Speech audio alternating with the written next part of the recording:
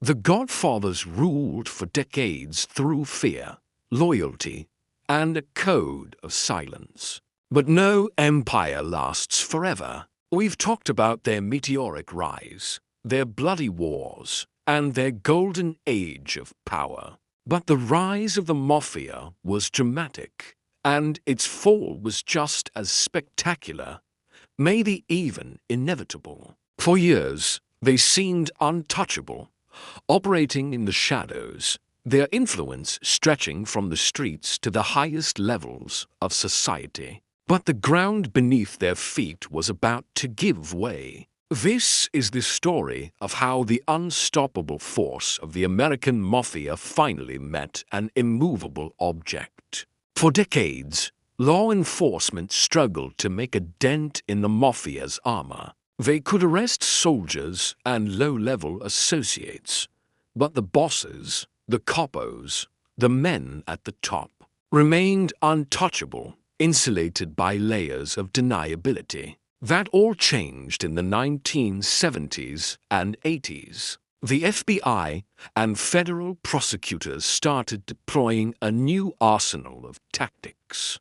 It was a paradigm shift in the war on organized crime. First came the wiretaps. Suddenly, the private conversations of powerful mobsters were no longer private. Agents listened in on everything, from mundane daily chats to the planning of serious crimes. These recordings provided irrefutable evidence, pulling back the curtain on their secret world. Then came the undercover operations. Brave agents infiltrated the families, sometimes for years, gaining trust, gathering intelligence, and risking their lives to expose the inner workings of the criminal enterprise. But the real game-changer was the RICO Act. The Racketeer-Influenced and Corrupt Organizations Act, passed in 1970, was a legal atom bomb. For the first time, prosecutors didn't have to prove a boss personally committed a specific crime. They could charge them for being the head of a criminal enterprise. If prosecutors could prove a pattern of racketeering activity, things like extortion, bribery, or murder, they could charge everyone involved, from the street-level enforcer all the way up to the Godfather himself. The law allowed for severe penalties, including long prison sentences and the forfeiture of all illegally gotten assets. Suddenly, being the boss was the most dangerous job in the family. The very structure that had protected them for so long now made them the primary target. As the legal pressure mounted, the Mafia's most sacred code began to crack. Omerta, the code of silence. For generations, this code was absolute. You did not cooperate with the authorities. Ever. The penalty was death.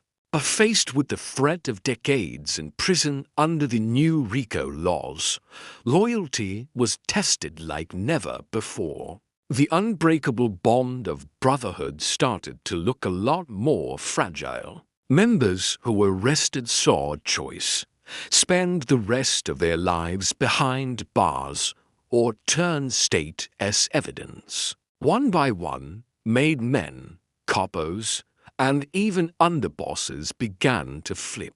They became informants, government witnesses, testifying against their former friends and bosses in open court. These weren't just low-level guys. These were high-ranking members who knew where all the bodies were buried. Literally and figuratively, they provided prosecutors with the insider information. They needed to tear the families apart from within. The most famous example was Sammy the Bull Gravano, the underboss of the Gambino crime family. His testimony was instrumental in convicting his boss, the infamous Teflon Don John Gotti. When a man of Gravano's stature broke the code, it sent shockwaves through the entire underworld. It signaled that no one was safe, and Omerta was effectively dead.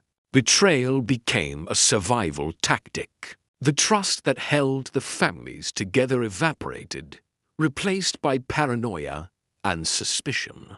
Every conversation could be recorded.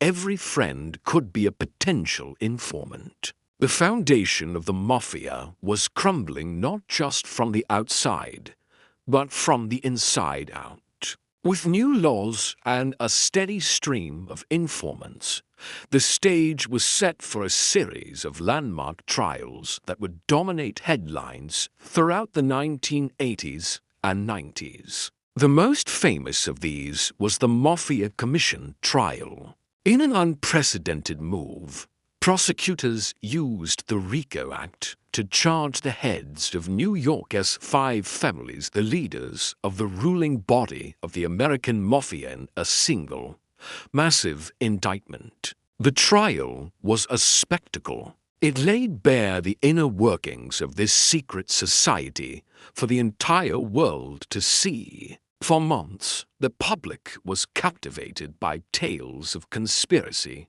power, and violence. The evidence was overwhelming, thanks to wiretaps and the testimony of high-level informants. In the end, the verdict was a stunning blow to the mob. The heads of the Genovese, Lucchese, and Colombo families were convicted and sentenced to 100 years in prison each. It was a decapitation strike. The commission, the Mafia's board of directors, was effectively dismantled. This was just the beginning. Across the country, similar high-profile trials took down key bosses and crippled their operations. John Gotti, the flashy Gambino boss who had famously beaten multiple charges, was finally convicted of murder and racketeering in 1992. Largely on the testimony of Sammy Gravano, he was sentenced to life without parole, his Teflon coating finally scraped away. Beyond prison sentences, the government used asset seizure laws to hit the mob where it hurt the most: their wallets. They seized mansions, businesses, cars, and cashed billions of dollars in ill-gotten gains. This financial assault crippled their ability to operate, pay their soldiers, and fund their criminal activities. The empire was going bankrupt.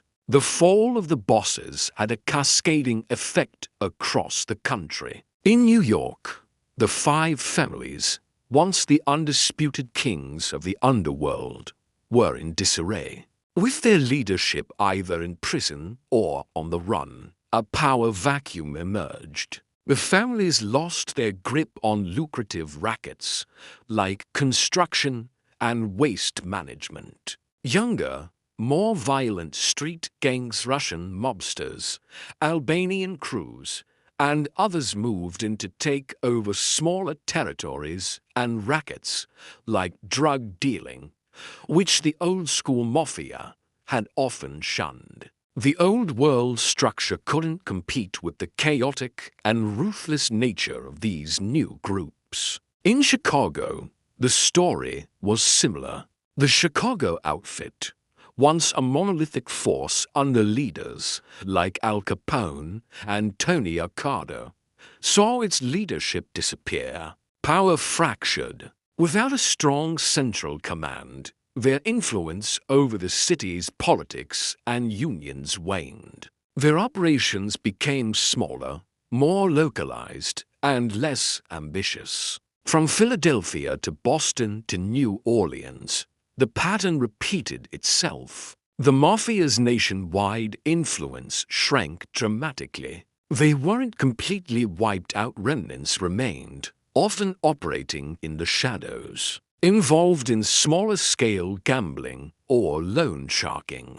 But their golden age was over. The powerful, centralized organization that had held America in its grip for the better part of a century was now a shadow of its former self, a relic of a bygone era. So what can we learn from the fall of the Mafia? First, it wasn't a single event. The Mafia wasn't defeated in one big battle. It was a slow, grinding process of decay. It crumbled under the combined weight of relentless law enforcement, internal betrayal, and its own greed. The power they built through intimidation and corruption was ultimately undone by the very system they sought to control. Their legacy, however, is undeniable. It lives on in our culture, immortalized in classic movies and TV shows that continue to fascinate us.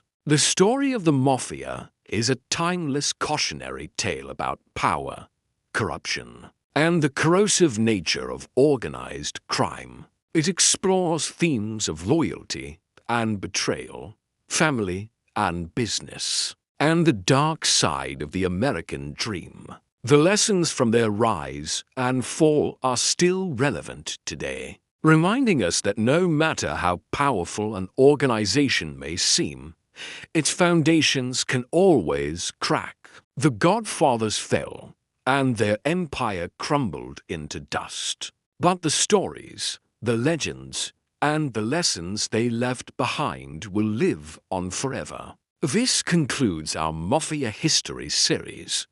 But the world of organized crime is vast and ever-changing. Thanks for joining us on this journey through one of the most compelling chapters in criminal history. Follow our channel for more deep dives into the stories that shape our world. Thanks for watching.